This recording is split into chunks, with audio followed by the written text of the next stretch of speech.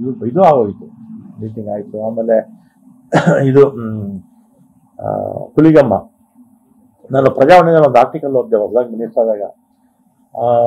ಹುಣ್ಣಿಮೆ ದಿನ 4-5 ಲಕ್ಷ ಜನ ಬರ್ತಾರೆ, ಎಲ್ಲ ರಸ್ತೆಯಲ್ಲಿ ಮಾಡ್ಕೊಳ್ತಾರೆ. ಆಮೇಲೆ ಆರ್ಟಿಕಲ್ ಮೇಲೆ ನಾನೇ ಅಲ್ಲಿ ಹೋದೆ. ಅಲ್ಲಿ ಏನಪ್ಪ ಅದು 70-80 ಲಕ್ಷ ಜನ ಬರ್ತಾರೆ ಒಂದು ವರ್ಷಕ್ಕೆ, ಫೆಸಿಲಿಟೀಸ್ ಏನೇನೂ ಇಲ್ಲ.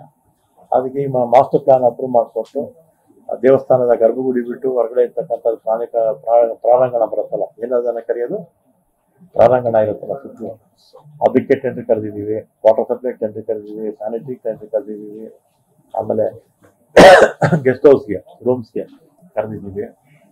ಇದೆಲ್ಲ ನಾನೀಗ ಗಿಡ ಹಾಕಿದ್ದೀವಿ. ಇನ್ನೊಂದು 2-3 ವರ್ಷದಲ್ಲಿ ಚೆನ್ನಾಗಿ ಆಗುತ್ತೆ. ಅದಾದ್ಮೇಲೆ ಘಟಿ ಸುಬ್ರಹ್ಮಣ್ಯ 25 ಲಕ್ಷ ಜನ ಬರ್ತಾರೆ. ಮಾಸ್ಟರ್ ಪ್ಲಾನ್ ಅಪ್ರೂವ್ ಮಾಡಿದ್ದೀನಿ, ಇನ್ನು ಎಸ್ಟಿಮೇಟ್ ನನಗೆ ಸಬ್ಮಿಟ್ ಮಾಡಿಲ್ಲ, ಅದು ಮಾಡ್ತೀವಿ. ಕುಕ್ಕೆ ಸುಬ್ರಹ್ಮಣ್ಯಕ್ಕೆ ಹೋಗಿ ಮಾಸ್ಟರ್ ಪ್ಲಾನ್ ಅಪ್ರೂವ್ ಮಾಡ್ಕೊಟ್ಟಿದ್ದೀನಿ. ಅಲ್ಲೂ ಅಷ್ಟೇ, ಒಂದು 1000 ರೂಮ್ ಹೊಸದಾಗಿ ಪ್ರಾರಂಭ ಆಗುತ್ತೆ.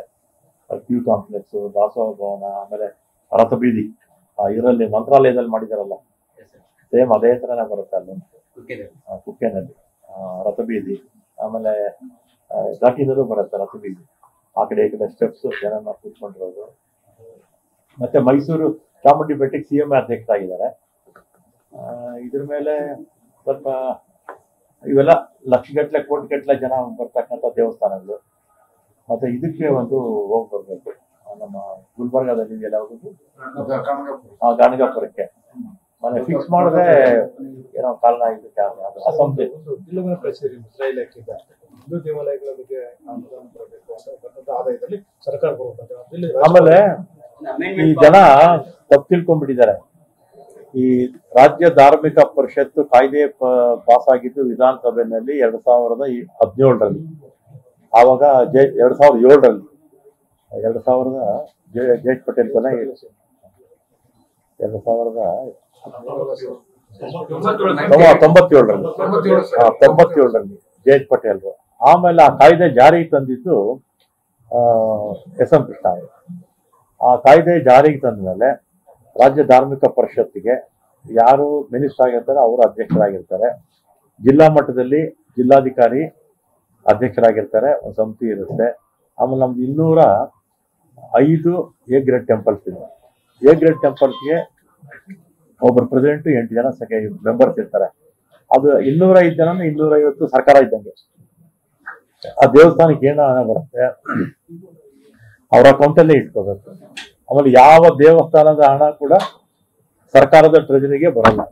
97 ಆದ್ಮೇಲೆ ಯಾವಾಗ ಜಯೇಶ್ ಪಟೇಲ್ ಕಾಯ್ದೆ ತಂದ್ರಲ್ಲ, ಕಾಯ್ದೆ ಜಾರಿಯಾಗಿದ್ದು 2003. ಸರ್ಕಾರದ ದೇವಸ್ಥಾನದ ಹಣ ನಮ್ಮ ಟ್ರೆಜರಿಗೆ 1 ರೂಪಾಯಿ ಬರಲ್ಲ, 1 ಪೈಸಾ ಕೂಡ ಬರಲ್ಲ. ಸುಮ್ಮನೆ ಕೆಲವು ಪಕ್ಷ ಇದೆ ಕಳಿಸ್ತೀನಿ. ಆಮೇಲೆ ಅದು ಬೇರೆ, ಅದನ್ನ ಸುಮ್ಮನೆ ಮಿಸ್ಗೈಡ್. ವಾಟ್ಸಪ್ ಯೂನಿವರ್ಸಿಟಿ ಇದೆಯಲ್ಲ, ವಾಟ್ಸಪ್ ಯೂನಿವರ್ಸಿಟಿ ಅವರು ಮಿಸ್ಗೈಡ್ ಮಾಡ್ತಾ ಇರ್ತಾರೆ. ದೇವಸ್ಥಾನ ಜಮೀನ ಮಸೀದಿ ಕೊಟ್ಬಿಟ್ರು, ಚರ್ಚ್ ಕೊಟ್ಬಿಟ್ರು ಅಂತ ಅಪಪ್ರಚಾರ ಮಾಡ್ತಾರೆ. ಒಂದು ದೇವಸ್ಥಾನದ ಹಣವನ್ನ ಇನ್ನೊಂದು ದೇವಸ್ಥಾನಕ್ಕೂ ಕೊಡಕ್ ಬರಲ್ಲ. ಏನೇಳಿ, ದೇವಸ್ಥಾನದ ಹಣವನ್ನ ದೇವಸ್ಥಾನಕ್ಕೂ ಕೊಡಕ್ ಬರಲ್ಲ. ಆದ್ರೆ ಈ ವಾಟ್ಸಪ್ ಯೂನಿವರ್ಸಿಟಿ ಇದೆಯಲ್ಲ ಬಿಜೆಪಿ, ಅವರು ಅಪಪ್ರಚಾರ ಮಾಡ್ತಾರೆ. ಬರ್ಲಿ ಯಾರಾದ್ರು, ಎಲ್ಲಾರು ಒಂದು ಯಾವ್ದಾನ ನೀವೆಲ್ಲ ಟಿವಿದಾರ ಮುಂದೆ ಕೂತ್ಕೊಳ್ಳಿ, ಅವ್ರನ್ನ ಯಾರನ್ನ ಬರ್ಲಿ, ಕೂತ್ಕೊಳ್ಳಿ, ಮಾತಾಡ. ಅದೇನೋ ಅದು ಅಪ್ರೂವ್ ಆದ್ರೆ ಗ್ರೇಡ್ ಟೆಂಪಲ್ ಅನುಕೂಲ ಮಾಡ್ಬೋದು. ಅವರ ಅರ್ಚಕರು ಪಾಪ ಸತ್ರೆ ಅನುವಂಶಿಕ ಅರ್ಚಕರು ದಫನ್ಗೂ ಕಾಸು ಬಿಡಲ್ಲ. ಅವ್ರಿಗೆ ಒಂದು 5 ಲಕ್ಷ 10 ಲಕ್ಷ ಇನ್ಶೂರೆನ್ಸ್ ಮಾಡ್ಸೋಣ ಅಂತ. ಅವ್ರ ಮಕ್ಕಳ ಸ್ಕಾಲರ್ಶಿಪ್ಪು, ಆಮೇಲೆ ಗ್ರೇಡ್ ಟೆಂಪಲ್ಸ್ಗೆ ಹೆಚ್ಚು ಅನುದಾನ.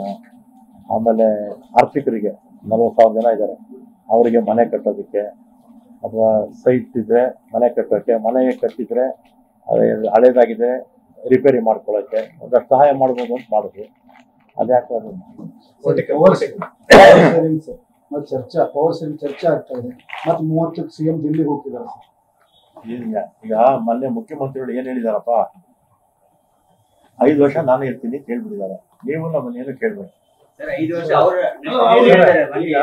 ಬ್ಯಾಕ್ವರ್ಡ್ ಕ್ಲಾಸ್ ಇದು ಇರ್ತಾರೆ, ಹೈಕಮಾಂಡ್ ಇರ್ತಾರೆ, ನನ್ನ ಕೇಳ್ತಾ ಅಂತ ಹೇಳಿದ್ರೆ ಅವರೇ